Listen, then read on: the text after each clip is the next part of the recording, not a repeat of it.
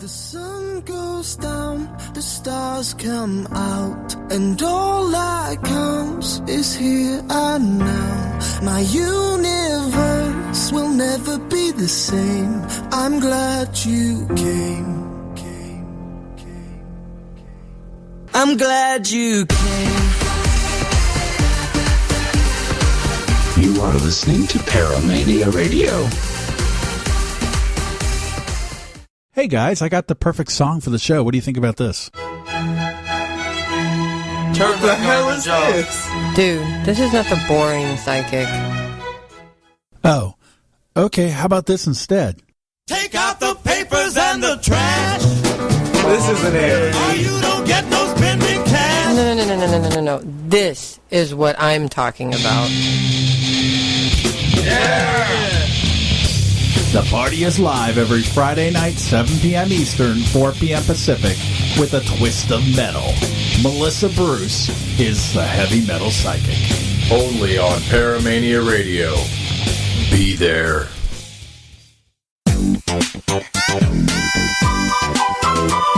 Do you want talk radio that is hip, exciting, and has amazing guests? And it's all about the paranormal.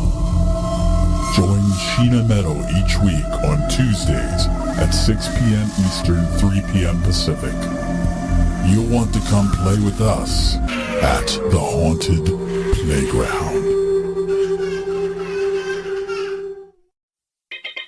The views expressed and the opinions given by the individual hosts and their guests do not necessarily reflect those of Paramania, its affiliates, or its sponsors. You are listening to Paramania Radio.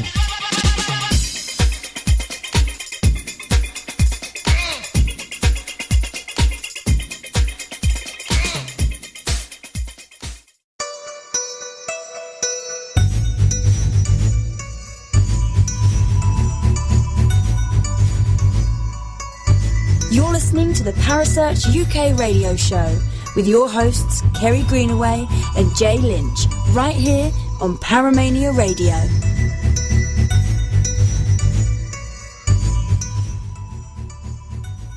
And good evening and welcome to the Parasearch radio show on Paramania.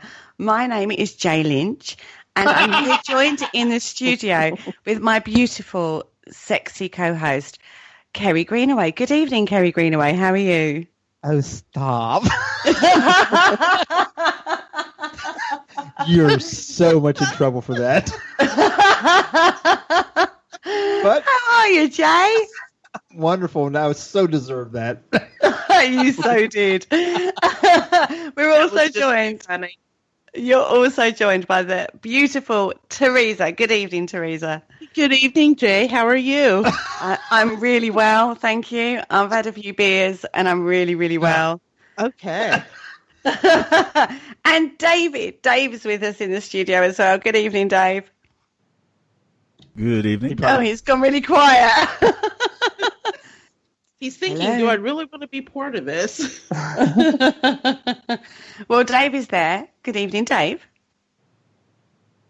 He keeps turning his mic off. He's so naughty. Oh, yeah. Didn't you get my message? I said it was staying in the background of the show. No, I didn't get that memo. Sorry.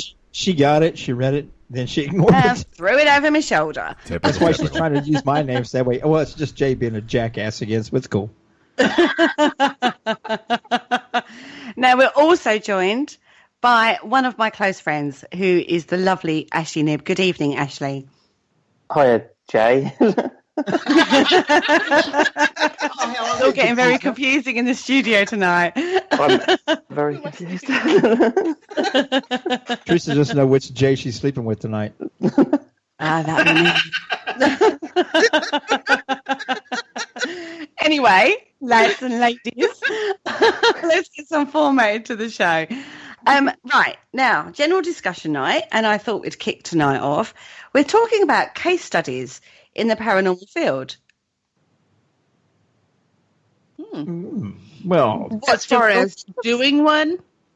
Yeah, like when you build up a case study, rather than just going out and doing a ghost hunt at a location, where you actually go into a location and build up a case file about a paranormal incident.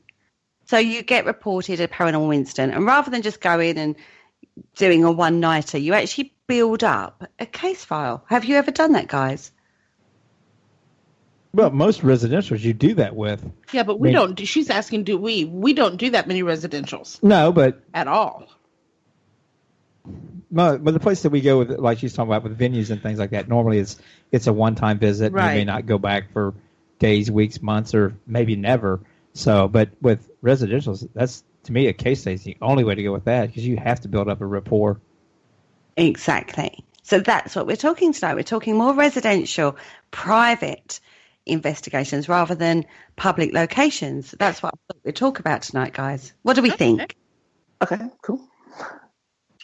And I brought Ashley along because Ashley is great at this, and he can give us a few pointers on what we should be looking for when we do these kind of investigations.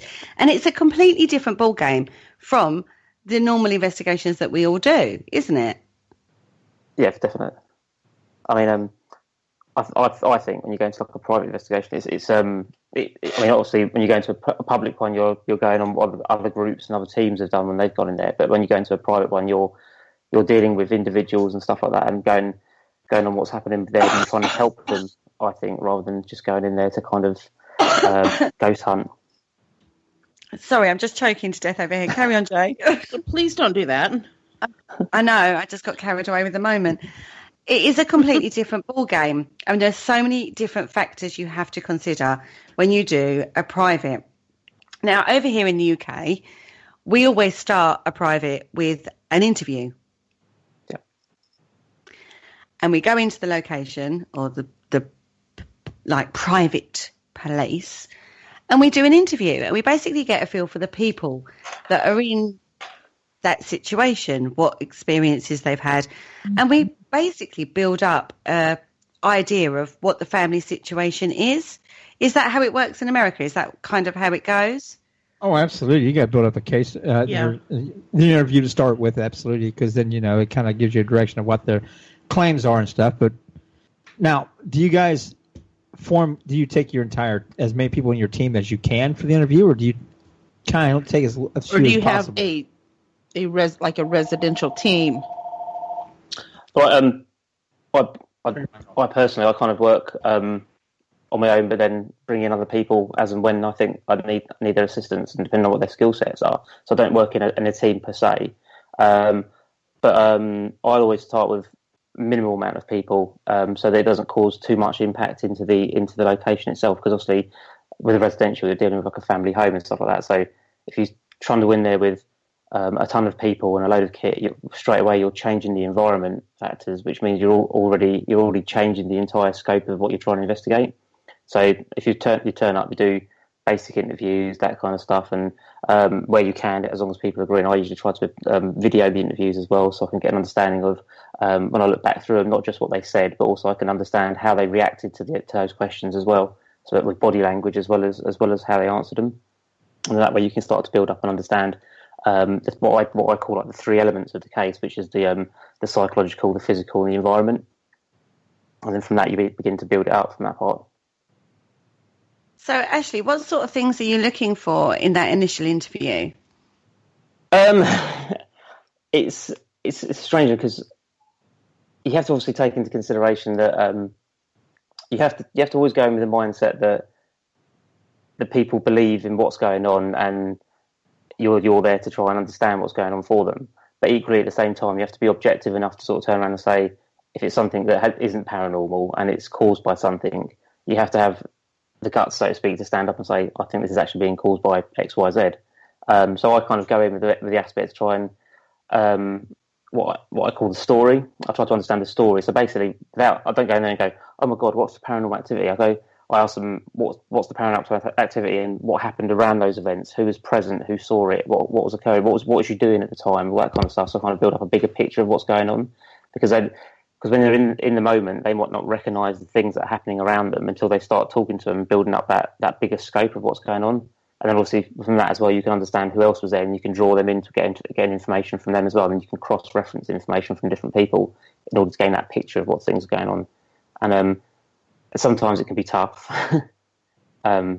because obviously their mindset's already focused on the fact that there's paranormal activity going on. But sometimes it can be relatively interesting. Okay.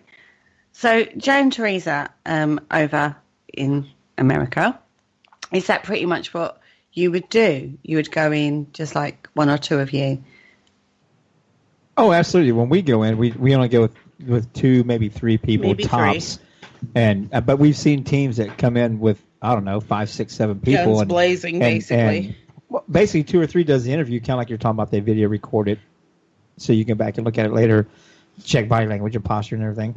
But then the rest of them are actually trying to establish readings throughout the house, whether it be with millimeters or whatever, getting baseline readings and stuff to compare to later on and stuff. Where since Teresa and I pretty much are the only ones on our team, it takes us 2 or 3 visits to develop all that. Right. But we've also seen teams that will meet off of location. Oh, yeah. Homeowners. That way the homeowners underneath a different environment. They're not underneath the stress of what's going on at the house. Right. That's fair. Well, that's a good idea. Yeah, I think that's a good idea. Because you take them out of the environment. It puts them in a more relaxed state sometimes, we found, especially when they have claims of more malevolent activity. They're not looking over their shoulder constantly and saying, did you hear that, or did you see that, or did you that? They're totally taking them out of that element. Then they can actually calm down and relate to you. And that's why I like really video recording, because then you get how they are there, and you see how much whether their posture or whether their tone of voice, all that stuff changes, whether they're actually put back in the environment. Because then you have a comparison of what it is to be there and what it is to not be there, to see how much their demeanor changes. Yeah, that's right, yeah. Yeah, that's a fair point. So what sort of factors do you take into consideration at those initial stages? You know, are you looking at like medicines and family history, you know, what the family setup is in regards to, you know, if there's abuse or something like that? You know, what are you actually looking for? Go ahead, Ashley. The first thing I do, I think I should probably mention this earlier. The first thing I do before I even go into a house is I'll get whoever's asking for assistance, if they're having activity, I'll get them to do at least a 2-week log of events, and usually that whittles out people who are trying to waste your time, or people who actually have things going on. The people who have actually things going on will actually take the time to make a note of all those events and send them through to you, whereas the others never do it. But when you actually go into that environment for the first time, I think the key is to be massively observant about the environment you've gone into and looking at it. Because like Jay said, if they are reactive to that environment and there is something actually going on, there'll be certain cues that give it away. But then obviously, if there's other things involved, like you just mentioned, like possible recreational drugs or even prescription medication or even alcohol or anything like that, you'll be able to begin to set up signs and all that kind of stuff. I mean, I've done one years and years and years and years ago now, where I went into the house and sat down with the family to begin with, and then was going to do the interviews. But as I'd done the walkthrough with them, because they first of all they wanted to go to their house, I kind of walked through it, and the first thing I noticed was, when I walked up to the door, the first thing I noticed was an excessive amount of wine, beer bottles, beer cans, that kind of thing outside. So there was obviously quite a lot of drinking that would occur, and obviously in the kitchen again as well, there was also more and more beer cans and stuff like that. So obviously, straight away there was quite a lot of drinking that occurred in that household. That doesn't mean necessarily that creates the whole paranormal thing, but it's something to take into consideration, which I took into consideration straight away. And then as I walked around and saw bits and pieces and then spoke to them, it later became apparent. I mean, I asked questions that can be quite what's the word, personal. I mean, I'll ask if they use recreational drugs, and that kind of stuff as well, for the simple fact that that's something I think I need to know in order to plumb that into the case somehow. Because if they are, then there may be factors that I need to go and talk to someone who's got a bigger skill set in that area and understands that thing better than I do. Right. So, and I don't. It's a difficult one, because I think some teams will probably go in there looking for the paranormal stuff and not ask those personal questions because they want to see the paranormal stuff. But then if you don't ask those questions, you don't build up the bigger picture and you miss some certain bits and pieces. So I think I answered that. You have to know the whole picture. Yeah, definitely. When you go in.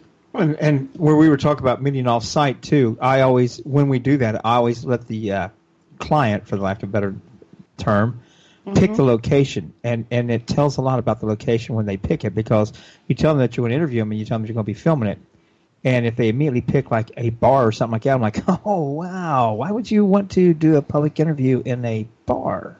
So all your friends can see you. That kind of yeah.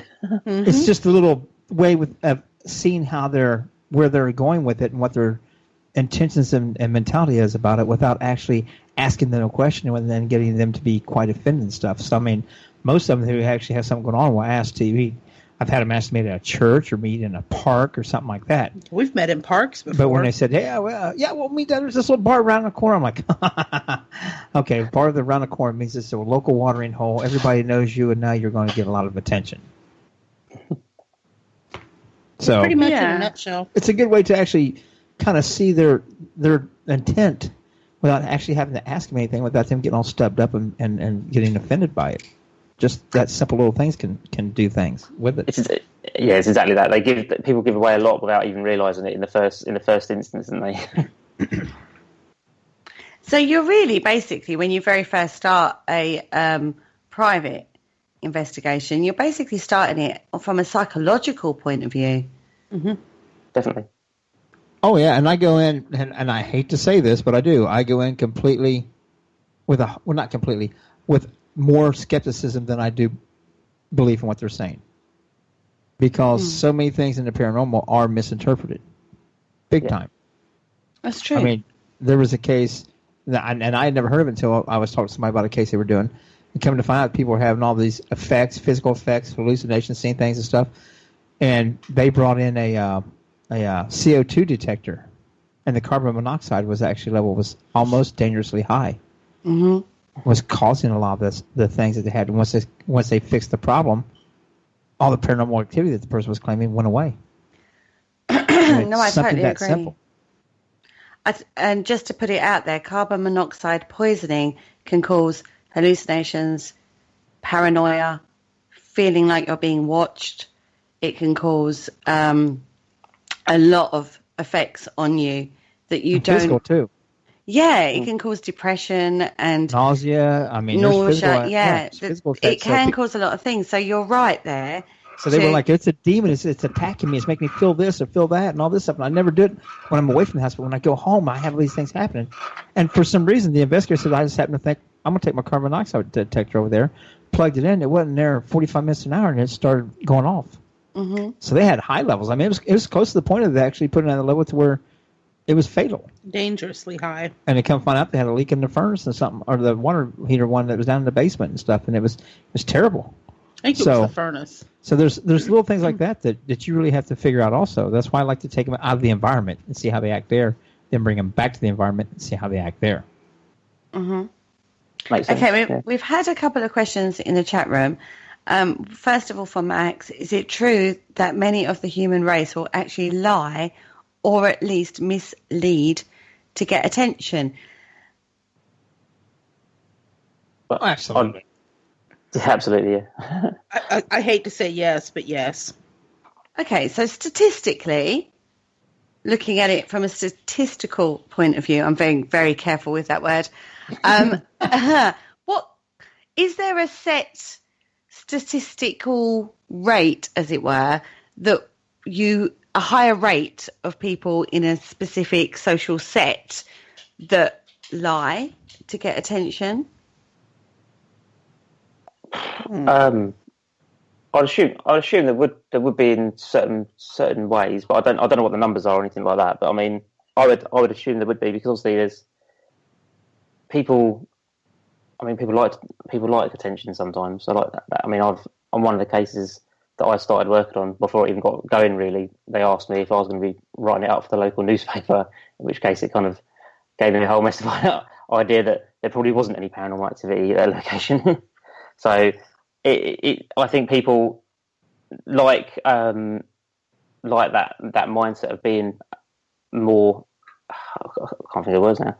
You know, they like to have that attention on them sometimes, and certainly having paranormal activity in the past has given certain families or certain residences and all that kind of stuff that kind of focus that has made them quite famous amongst other people. However, that's saying that doesn't necessarily mean that just because people like attention doesn't mean necessarily that there isn't any activity. I mean, the Enfield case is one of the ones I think is probably the most prominent on that, because it was a lot of people said it was fakery because of one of the girls was quite happy with the whole cameras and TV and newspapers and all that kind of stuff, and almost as soon as she was lapping it up, so they immediately jumped to conclusions saying that it was fake. But although some of the investigators that looked into it said that the activity that was occurring was very, very, very real.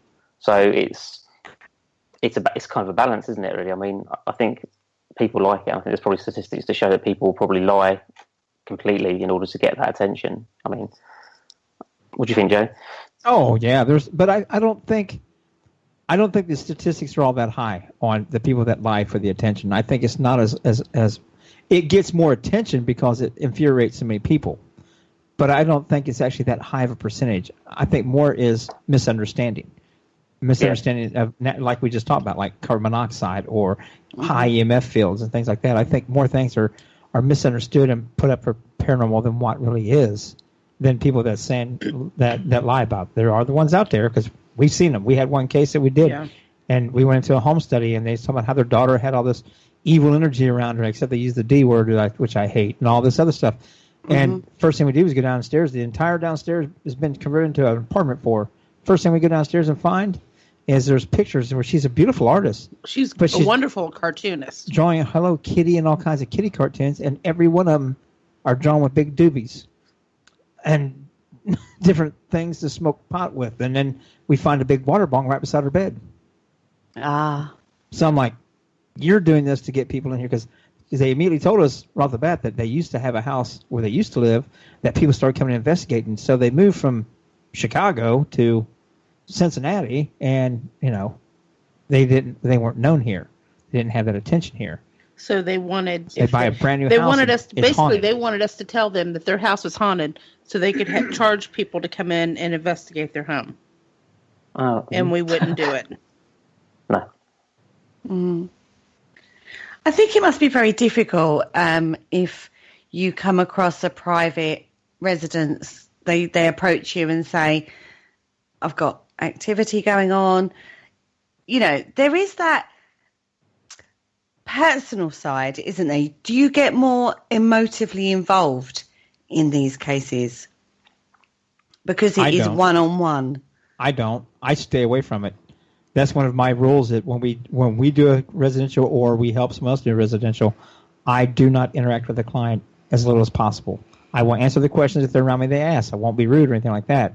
But I do not do the interviews. I do not do the reveals. I do not, because you have to build a rapport with them. You're not going to go there in 1 or 2 or 3 nights and have this happen. Sometimes you're dedicating weeks, months. Even I know some people that had done a case 3 or 4 years ago, and they're still in contact with the family, even though those people aren't involved with the paranormal.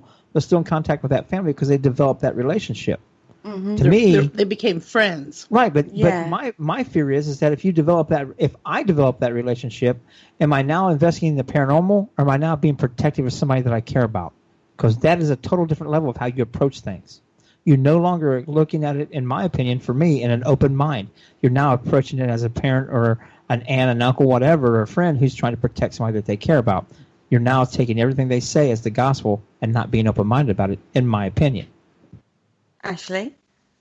I think because of that person I am, I think I always try and go in with the mindset to help people. But when I say to help people, I don't mean go in and say, yeah, I'm going to prove that your house is haunted and you are right. I mean, I go in the mindset to help people in the same, probably like Jay, in Jay, but the kind of angle is like to help them find out what exactly is the issue, sort of thing. Is it paranormal? Is it something that's going on in their own home that's like is environmental? Is something like carbon monoxide poisoning or something like that could be explained? And to understand what the problem is, rather problem solver, rather than attribute it to paranormal straight away. So I think I'd probably get involved to the point where I am trying to help, and probably on some cases probably should be a little bit more standoffish, like Jay says. But I like to think that I still remain objective and ask the questions, because that's just how I've been brought up and how I approach things from day one. So I don't think that gets in the way of me being objective or picking one thing over another, and then not falling into that trap, like Jay said, which is quite easy to happen, to be fair, is where you suddenly become friends with people, and then rather than turn around and going, actually it's not paranormal, you go, yeah, okay, it is paranormal, because you begin to believe everything that they say is gospel because they're friends now, and you don't want to like upset them or anything. But I've always been a kind of person that would kind of turn around to my friends and go, "Nah, you're wrong, mate." So. Well, I do that, except for, as Kerry and Teresa will know, I can be quite abrasive in the way that I do it, and I come off the wrong way sometimes, and people get mad because I won't. There's a political way to do things or a diplomatic way to do things, and it's like the old Irish saying, you tell somebody in a way to go to hell in a way that they look forward to the trip. My Irish blood says that, but my redneck side goes, nah, it's easier to say go to hell. Be done with it. I don't want to mix words and take time, because my experience is when you do that, a lot of people try to, well, what you really kind of mean is, no, this is exactly what I mean. And I cut it to the point, and that's why I tend to get a little abrasive, and I'm afraid that I'll come off that way, and it damages the case. It doesn't help the case. And I don't want to be a part of the problem. That's what I've always said, no matter where I'm at, be a part of the solution, not the problem. It's easy to be a part of the problem, step up and be a part of the solution. And sometimes that means taking yourself from a different angle. And I have to do that because of my abrasiveness. Yeah, no, I agree with that. Mm-hmm. Okay, so you've got into a private residence and you've done your 2-week study and you've done your initial look at the family and psychological look at. Where do you go next? What happens next? Well, for me, the psychological bit, I mean, not that I'm a psychologist or anything like that, but the bit that kind of element of it for me continues the whole way through, in the same respect that you're looking in the environment at the same time as well, and also the physical aspects of things that are going on as well, in order to try and evaluate things. I mean, contrary to popular belief or TV or anything like that, I don't dive into an overnight investigation straight away. In fact, that overnight investigations have nothing to do with residential, because it depends on when the activity occurs. If it occurs at 2:00 in the afternoon, then that's when you want to be investigating, not 2:00 in the morning, because that sounds good and that's what TV does. So it all depends then on how the case is built and the information that you're getting from the client, let's call him in this case, about what's going on and what level of activity. And for me as well, it's also, if certain things are going on that I think that I can bring someone in that's got more knowledge of that area and that could give me a better understanding by talking to them and have them involved, I'll do that as well. Because I'm always one of these people who put my hands up and say, I don't know everything, so I'm quite happy to get assistance from other people. So it depends on what the case is to define where it goes next. Okay. In my mind. Okay, Jay? I agree with what Ashley was saying about finding the time and stuff like when the activities are being claimed, because I agree 100%. People come in and do overnights and stuff, and people's making their claims during the day. That, to me, the overnight's kind of senseless. Mm-hmm. And it amazes me that a lot of people think that you can only investigate at night when the activity's there all the time. Well, it's not truly. You're there to help them, and if you're truly there to do good and not to try to get famous through it, if you're there to try to help this family, you're going to help them when they need the help, no matter what time it is. If it's every day at 3:00, whatever happens, or between 1 and 6, then that's when you need to go. Mm-hmm. Because you going at midnight isn't going to matter, because nothing happens during that time. That and the hours I've been working, if I go in at midnight, I'm probably going to fall asleep by 12:15. That's true. That's true. Well, then and think like you say, if nothing's happening at that time, there's literally no point. And then you get the teams that think they're going to walk in and find all this evidence on the first night, Richard said in the thing, they come in, they bring a bunch of friends, like it's show and tell time. They show off a little bit, and tell the family they got this kind of evidence, or they have a portal to hell above their child's bed, like Richard said, and then they just pop off like you're on your own. There's no follow through, and that's that's the thing with me about residentials and building a case is that to build a case, you have to have multiple visits. You have to go back, and then you have to have follow through, and then you have to have a follow up. There's so much in. You not only build a case, you build a rapport with the family. No, you do. I do the investigation. Well, you tag along. I go straight for what it is, and I do the investigation. I try to recreate. I don't say debunk. I always say recreate it if I can. I hate that kind of debunk. I don't know why they come up with that word. There's got to be a better word than that. Figure out what's going on. Okay, so do you remove the family and pets, or do you then investigate purely on your own or with a small team within the location? Yes and no. Yeah, exactly what I was going to say. Okay. Yes, you go first. Yeah, you're basically looking for. I mean, I'd probably start off because it's been reported by the family when the family have been there. Then the first, if you do an investigation at some point, depending on when that activity is, obviously, then that would have to occur when the family are there, so you can understand what happens around with that family when this activity occurs and what they're doing and all that kind of stuff and how they interact with it. And then obviously, once you've got all that information, maybe even a couple of times, so you're beginning to gather data and build this case up then. So you understand that part of it, then maybe remove the family and those elements in order to understand what happens then, if anything, because sometimes if you remove the family, all of a sudden it goes away and there's nothing else there, in which case all of a sudden there's a link then between the family and the activity itself, and then you can begin to narrow down what it is and what's actually going on. Right. All I can say to that is exactly. Absolutely. Okay. Yeah, exactly. So you're in a location, nothing happens, the family's been removed, pets have been removed, you've done the house, you're not getting anything, you're there at the right time, you've looked at all the psychological factors. Do you then take the family and go, right, well, we were there, nothing happened, we couldn't find any abnormal readings or activity at all?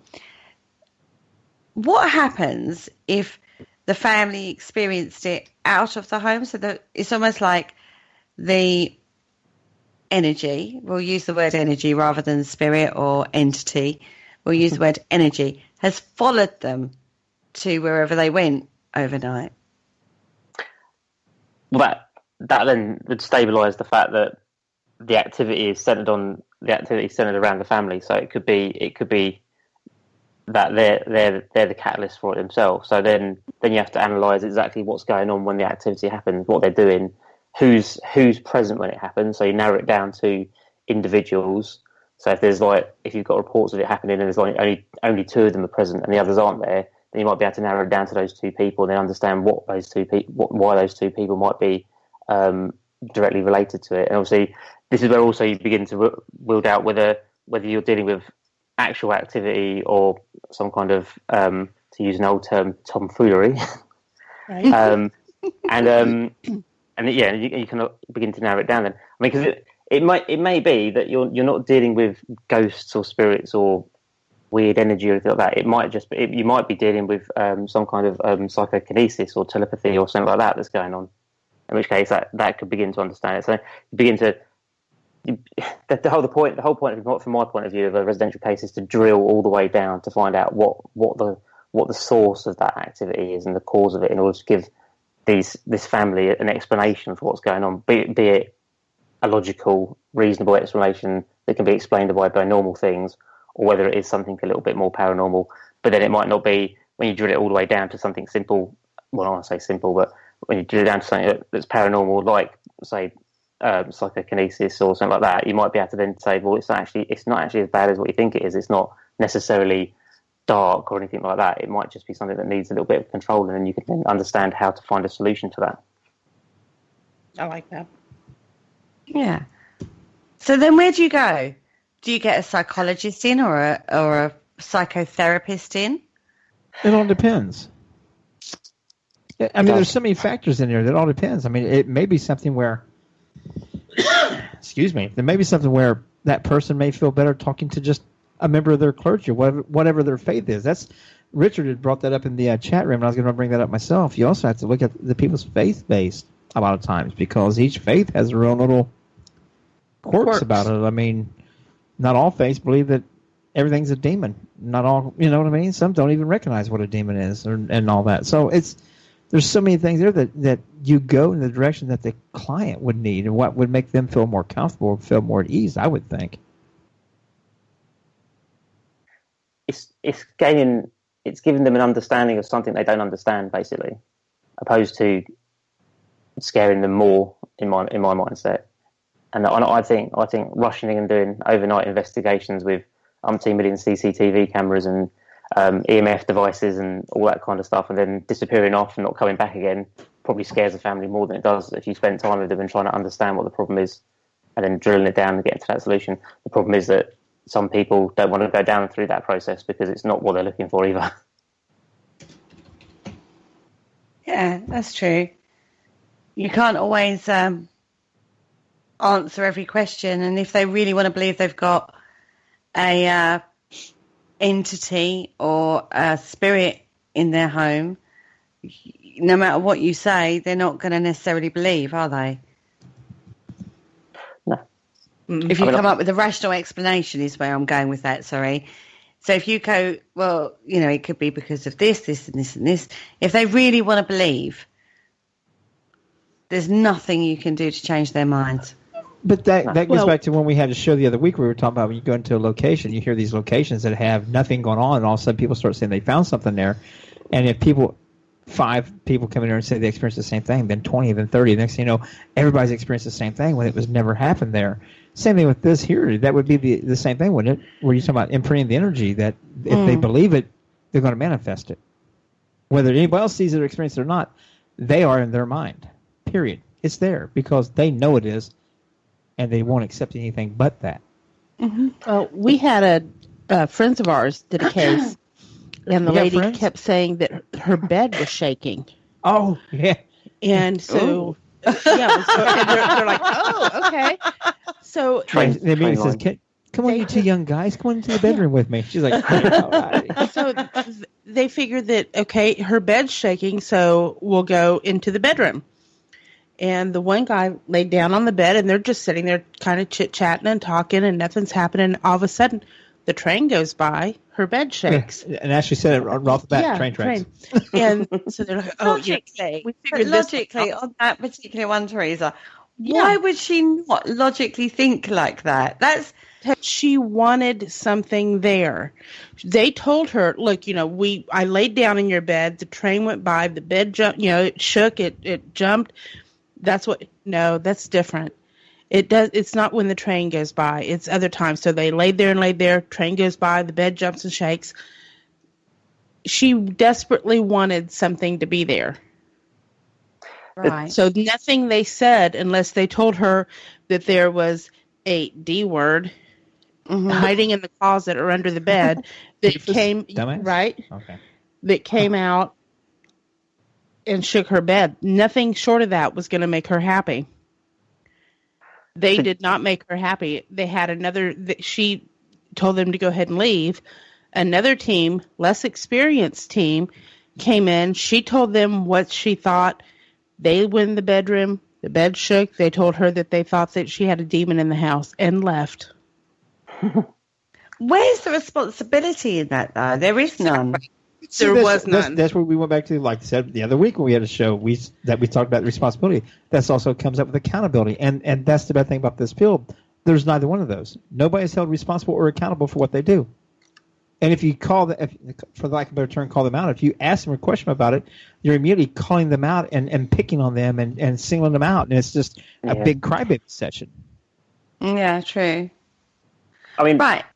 Sorry, Ashley, carry on. One thing that I haven't touched on, which feeds into this whole element of residential hauntings and residential cases and all that kind of stuff, is bereavement as well. Bereavement is a big thing in it. I mean, a lot of people will have lost someone, and immediately they'll associate paranormal activity down. There's been studies by parapsychologists in the UK that have looked into that kind of stuff. So there's a definite link between bereavement and then paranormal activity. And often you can go into a residential case and like with your bed shaking demon in the cupboard, train passing, a lot of the time you can walk through the door and they already tell you straight away that, I think old Aunt Agnes has come back to haunt me, and they're stuck with that then, and they don't want to let that go because it's a family member they've lost and cherished, and they almost want that person to be around their house.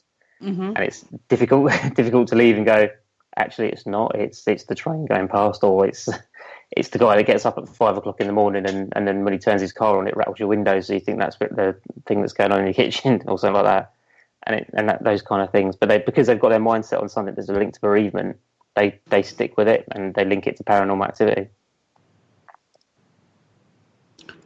We've got a question, a statement, I should say, in the chat from Richard. Said that here in America, we probably have to be careful with litigation. No, actually, not really. Not actually so far, but it's looking like it might head that way. People are starting to. For the bad people out there who have taken advantage of people and stuff, and there are people out there that have them pay for their gas and flying and all this other stuff to do a cleansing or do a deliverance or even bless the house, and it depends on what denomination and stuff, and people are starting to get tired of it, and they are starting to try to sue and stuff, but it's not a science field, so there's no boundaries to govern it by, so they're having a hard time with it. Okay. So, taking this forward, if you was going to a public location, do you do the same, build up the same case study as you would? So, if you had, like, a location that was like yours, as it were, that you went to time and time again, would you work in, I know you don't work in the same way because you haven't got the same people factor, but how do you then translate that over into a public kind of place or a building or something that's more accessible? I look at standalones because most of these places are public places like museums or old buildings or something like that we all go to over here. And one of the places that I go back to on a regular occasion, I think I've probably mentioned a million times before, is the Royal Oak Pub in Swanage, because that just fascinates me. I usually dig out historical information about the location, which could include things like specific names and events and things that have occurred over the years at that location. Obviously, then you look up things from other groups and other bits and pieces on the internet and all that kind of stuff, and wherever you can get information from books as well, and all that kind of stuff about previous activity and stuff that's been logged there. I also sometimes like to dig on that element a little bit further as well, and trying to find out where the first report was as well, because that always kind of like bugs me. It's like you get these days on the internet, you get hundreds upon hundreds of reports, like I think Jay mentioned earlier, about a location having this activity and that activity, and one person's gone in and then they've experienced the same thing and all this kind of stuff, and it all kind of snowballs. But I like to try and find out when that first kind of report was made. Like I think like one location, Peterborough Museum, I dug it all the way back to I think it was something like 1930 something, when an electrician was doing some work and they first saw a particular ghost that everybody else has seen since as well. So things like that I like to dig into. I like to understand how I'm going to investigate, so a bit of a plan as well. And obviously who I'm going to investigate with, and then obviously on the night, then you document the paranormal events as they occur, so you can create a timeline of your night's investigation. In short, that is. And you've written a book recently, haven't you, Ashley? I wouldn't call it writing a book, but I've created a journal that paranormal investigators can use to document their investigations in that style, so that they can gather that information and have that at hand in a handy little book, so they can document all those paranormal events in the book as they go along as well, so they can keep track of all their investigations that they do as well. And it's a useful little tool for a paranormal investigator. It's called the Paranormal Investigator's Journal. And explain to me a little bit about this. How do you explain it? Over the years, I've had 100 million different journals and notebooks and stuff like that. So I kind of decided that the best way to try and I've worked with a guy called Graham Smith on many occasions trying to create a paranormal case file. But it's always been a bit too in-depth to get that information. So what I tried to do is create a book that can be easily taken around on an investigation to write notes in quickly and simply. That can also include about six cases, so you can document all those things that I just mentioned, like the history and activity and location maps and all that kind of lovely stuff, and some notes and historical research, equipment.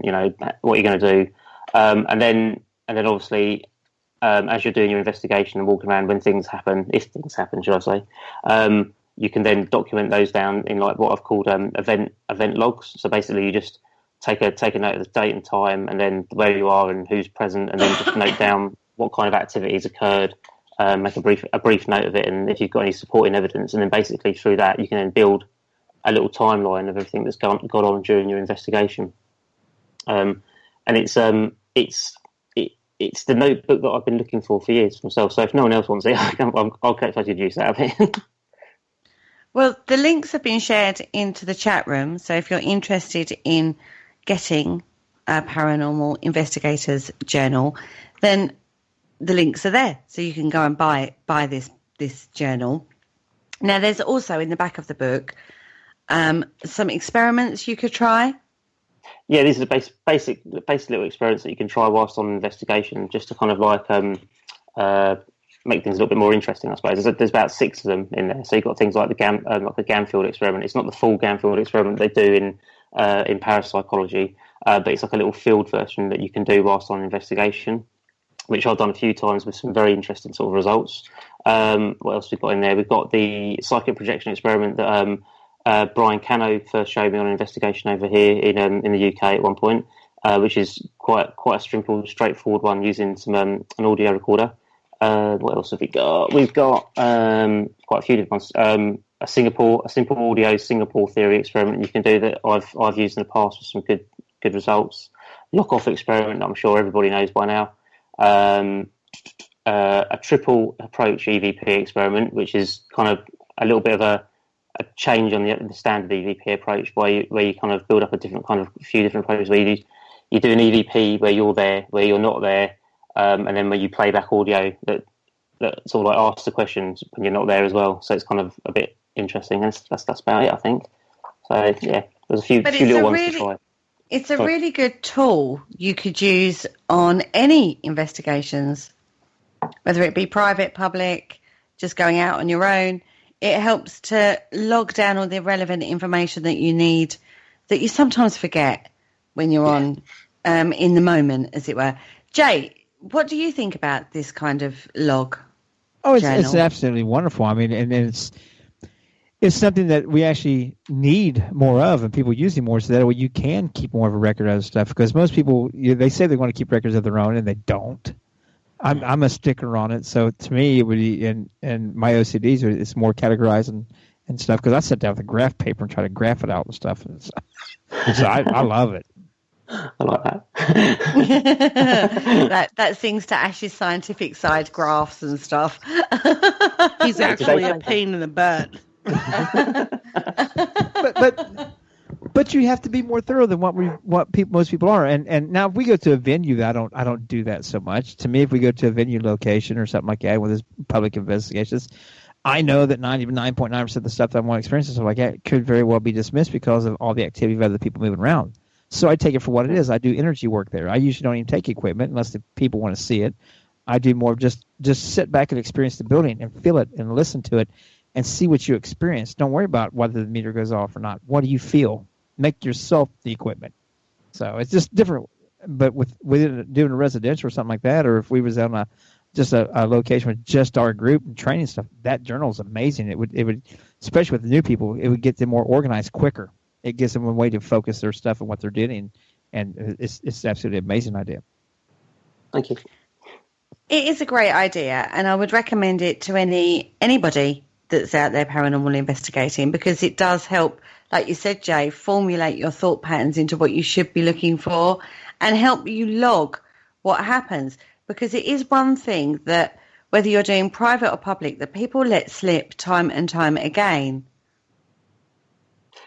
Yeah, it's true. I mean, I've probably let it slip in the past as well myself. But I mean, having a case file or somewhere to document stuff is something that I think has always brought it back, because, well, as you've probably heard me mentioned a million times before, Kerry, I'm all about that data. You are. But I've been on investigations myself with the notepad and pen, and I forget things like time, just basic things. time. What time did that occur? Who was there at the time? What was the ambient temperature at the time? You know, what experiments were going on at the time? Little details, but help you build up. But this particular journal that you've written helps you to format that. Definitely. Yeah? Yeah, it definitely does, yeah. Yeah, well, I hope so. Like you say, it's a tool. I mean, quite a few people said you've written a book. I thought, well, it's not really writing a book because I've written a few pages and then the rest of it's just repeated over and over again. But I have yet to receive my copy, guys. So, well, the event log's there's about 80 pages of event logs, so it's just the same page, but it's easy for people to fill out. So basically, it's a book for people to fill out, for investigators to fill out, not for me. So it's their book more than anything. I mean, I've even taken my name off of the cover, apart from on the back. I think my website's on there. Okay, fair enough. So it's not obvious all that kind of stuff because I want people to think that it's their book and embrace it as a tool, like you say, to utilise. So it is becoming more of an investigation tool rather than just a book that you read and put down and then never pick up again, which happens a lot with books. It gives you, so basically it's like an investigation notepad that gives you the cues whilst you're in the field to what you should be logging at the right times. You know, so it's quite a useful little tool. As I say, I'm still waiting for my copy. Oh, listen to that little whine in her voice. Oh no, there was a serious one. I've been waiting, mate, for weeks on this. I went Essex then as well. So I did promise her. It's my fault. I put my hands up. The post is really bad around here. I have to say, I think it's more to do with the person who hasn't posted it yet, but I'm not pointing any fingers. That's just because we can't see you pointing them.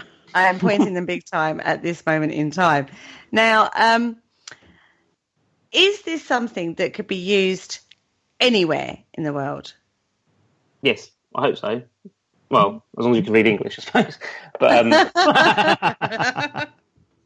but yeah, it should be. I mean, it's like you said, it's a structured notebook that allows you to document 6 cases with that standard information I mentioned before, and then you've got, like I said, about 80 pages of event logs that you can tie back to those cases and document. And basically, it's just when you're in the investigation, you just fill out the event logs as things happen, and that gives you your timeline. So I think it can be used anywhere that can sort of like adopt it as like an English sort of thing. It can be used there, yeah. And it can actually, the way it's set up on the website as well, is if you buy it in America, I think, or like Australia or something like that, it actually distributes it locally rather than from England. So it actually works out all right. Okay. So. Something for you guys out there to look at, because it's a new tool that you could possibly use in the investigation field, whether you're doing a private or a public event. Oh, there's no doubt it's a tool that can be highly used. It's just a matter of people conditioning themselves and training themselves to do it. Yes. I mean, that's the problem with it now. Like most of the tools we have out in the field right now, a lot of people aren't really actually training themselves and understanding the equipment before they start making accusations or radical statements of what these interpretations of the beeps and clicks and flashies and bingies and all that fun stuff does. I mean, let's be honest about it. I mean, I know I'm using childish terminology, but a lot of them are doing it right now. That's true. They see it on TV and it went flashy, flashy, and they said it was a ghost. So if mine goes flashy, flashy, beepy, beepy, it's a demon because it didn't just go flashy, flashy. I'm like, oh my God, please. But that's the whole point of doing shows like this and on Parasearch Radio, is to try and educate. I mean, I like that plug. Yeah, it's a good plug. I don't need to see it. Just to hear that drop in there. Is to actually educate people on what they are actually doing. Absolutely. And not only people, though. It gives us as presenters and also as guests the chance to have these open discussions where there's quite many times that I walk away with a new perspective or a new way to look at things or a new idea that comes to me to go out and try the next time we're out at a venue. Because I never try new experiments in a residence. Usually I usually try them out at a venue or someplace like that first. That way I can understand it more myself before I go subjecting somebody's home to it. Right. So it's not just, please, by all means, folks, we're not the know-it-alls either. That's why we have these shows and have such a very amount of guest nurses, because we want to learn also. Yeah. No, I completely agree with you. I mean, I've learned so much from so many different people. Ashley has taught me an awful lot. I also have been taught a lot by yourself. When you get your smarts out, Jay. I hide him. He doesn't let his smart out very often. He doesn't. He should do, though, because he's incredibly smart. Smart ass. That's a definite. You know. And it's all about learning and continuing to learn. I mean, today, Ashley messaged me first thing this morning, and I nearly got on a train to slap him personally about something called the Hutchinson. The Hutchinson effect, yeah. Yeah. Yeah. Oh, I gotta look that up. Look it up. It is so interesting and links into so many different things. It needs further research, I'm not going to lie. But if that's true, which is to do with frequency, vibration, and what's the other one, Ashley? Is the Tesla thing. Yep, Tesla coils and all that kind of malarkey. Yeah. And changing the Philadelphia experiment. Yeah, which I've always thought up to now was basically just a conspiracy theory. It might be. Which it could be. But if this guy has cut onto something or linked onto something and it is true, then it could explain an awful lot. But it's incredibly interesting when you start researching and looking and stuff like that. I was supposed to be napping and I ended up researching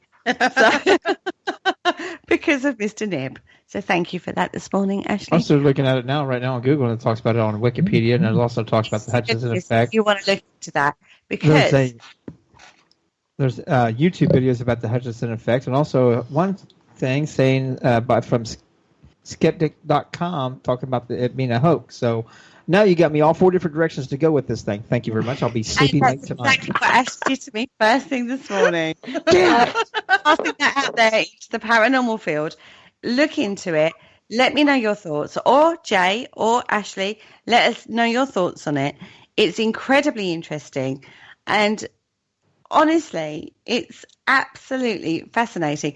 The other thing is this weekend, I'm off to, I'm going on a little Parasearch radio event. We're going to, oh my goodness, we're going to Rendlesham Forest, which was a big UFO case back in the day. I need to biggest UFO case. Yeah, you know, it is. I need to look into the details a little bit more. Now, I've been privy to a couple of apps on my phone. Okay. They're tests.